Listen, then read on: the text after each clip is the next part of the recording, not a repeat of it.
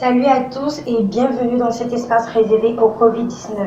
C'est une première au Cameroun, aucun défilé ni festivité à l'occasion de la célébration de la Journée mondiale du travail à cause de la pandémie Covid-19 qui dicte sa loi.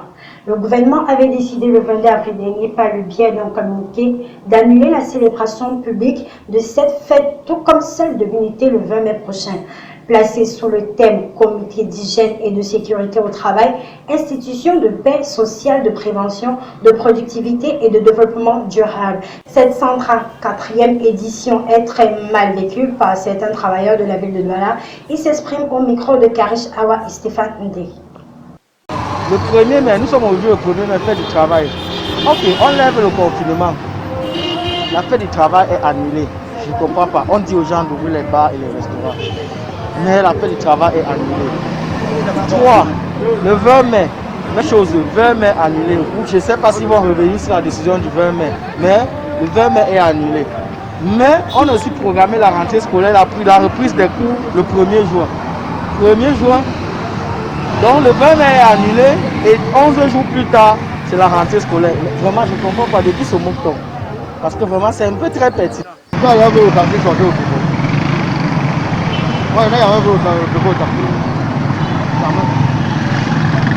il y a le tricot de Baya. Le Baya, mon soeur, c'est le tricot. Au quartier, là, il y a un peu de tricot. D'accord, merci.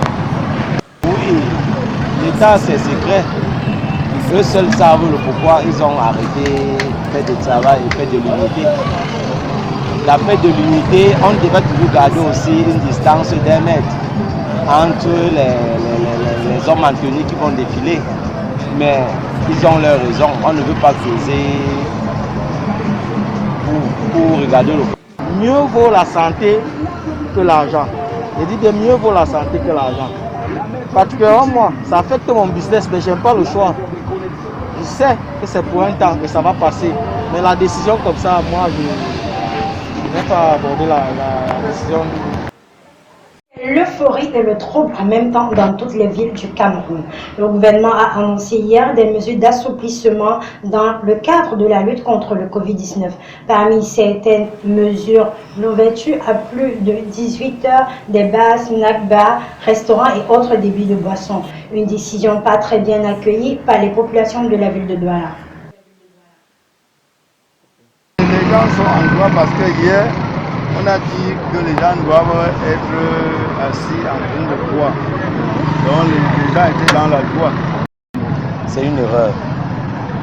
Pourquoi faire fermer cela au départ? Et brusquement un matin, on nous demande, pour moi c'est une grosse erreur. C'est multiplier le corona.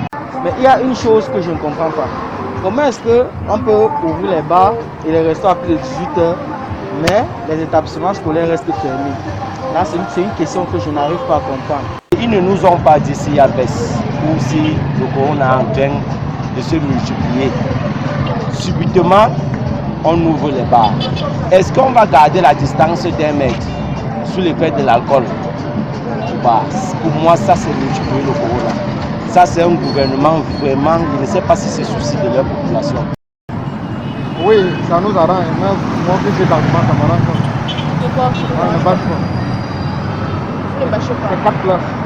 Moi, derrière, un devant. Mais une là, ça joue beaucoup. Oui, ça va ça. Le mieux était d'abord de faire reprendre l'école, reprendre les activités. Tant qu'on ne retourne pas dans nos activités, c'est une erreur. L'alcool, c'est quoi? Pour moi, même qu'ils n'ont qu'à faire même ça parce que pour moi, l'alcool, les Camerounais atteint un niveau où ils consomment énormément d'alcool. Si ça peut ralentir au moins nos frères qui pourront faire des économies pour pouvoir réaliser des choses avec le volume d'alcool.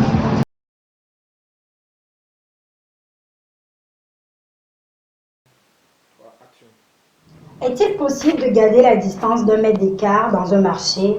Karish Awa nous répond par la négative, car au marché Nuledo, où elle s'est rendue, les commerçants en connaissent que le cache-nez comme mesure de prévention. Respecter la distanciation comme mesure barrière. À la pandémie Covid-19, une pilule impossible à avaler. Dans plusieurs marchés de la ville de Douala, pour beaucoup, Porter un cache-nez est déjà assez pénible. On a nos cache-nez et ça nous permet de nous protéger contre ça. Donc quand on est étouffé, on descend. On descend le cache-nez, on respire un peu, puis on remet. Parfois le client est devant toi, il parle, tu n'écoutes pas, il faut d'abord baisser. Quand tu lui demandes qu'il baisse pour que tu puisses entendre. Donc avec la musique qu'on est en train de prendre là, je ne sais pas si on pourra être épargné de ça.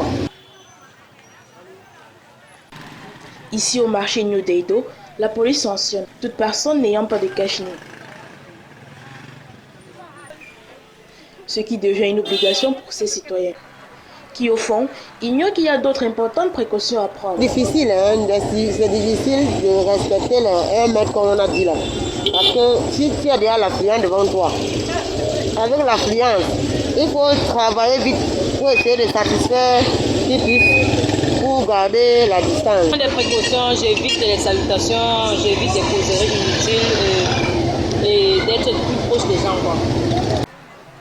Porter un cache-nez c'est bien, mais utiliser un gel hydroalcoolique et respecter les 1 mètre de distanciation peuvent sauver des vies dans un marché.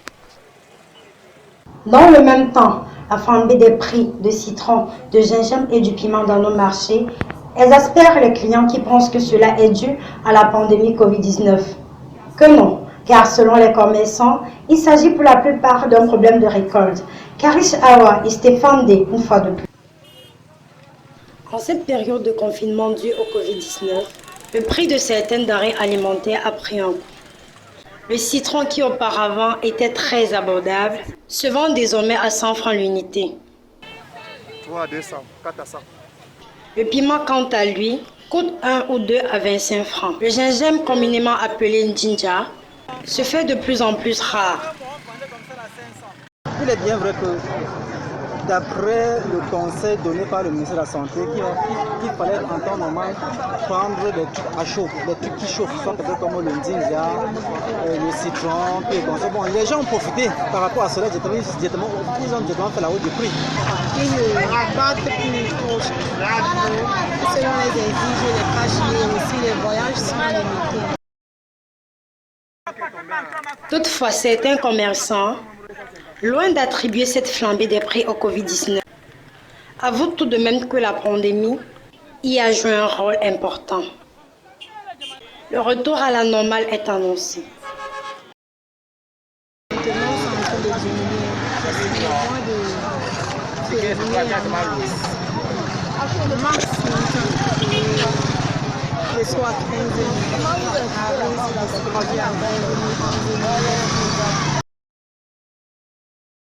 Il y a un peu changement par rapport à la semaine surpassée. Bon, ça peut aujourd'hui peut-être 3 ou 4 semaines, presque un mois, où le prix d'affranchement était totalement élevé. On vendait comme ceci, moi je vends toujours comme ça à 100 francs. Bon, juste parce que je suis un super grossiste dans ce domaine.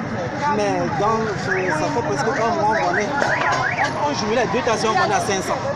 C'est-à-dire on jumelait 2, on vendait à 500, 600. Mais les femmes prenaient ça parce qu'ils avaient peur de Corona. Une nouvelle pas très bonne à présent. Alors que l'espoir du remède miracle était tourné vers les plantes, l'Ordre des médecins du Cameroun émet des doutes et recommande d'amples recherches avant l'utilisation d'un quelconque traitement. En l'occurrence, celui de Monseigneur Cléda. Archevêque métropolitain de Douala, Monseigneur Cléda affirme pourtant avoir guéri des dizaines de cas et propose même une gratuité de ce remède miracle pour tous les patients atteints de Covid-19. À l'étranger, aucun chauffeur ou passager en provenance du Cameroun autorisé d'entrer en Centrafrique. C'est l'une des mesures prises par les autorités centrafricaines dans la lutte contre le Covid-19.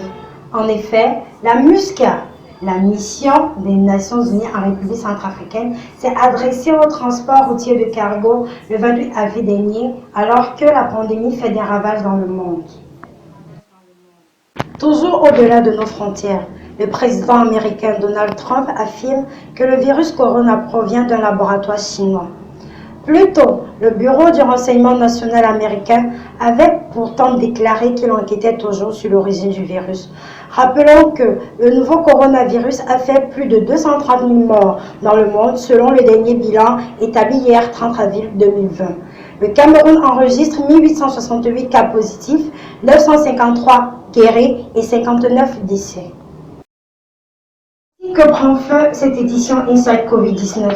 Merci de l'avoir regardé et rendez-vous très prochainement.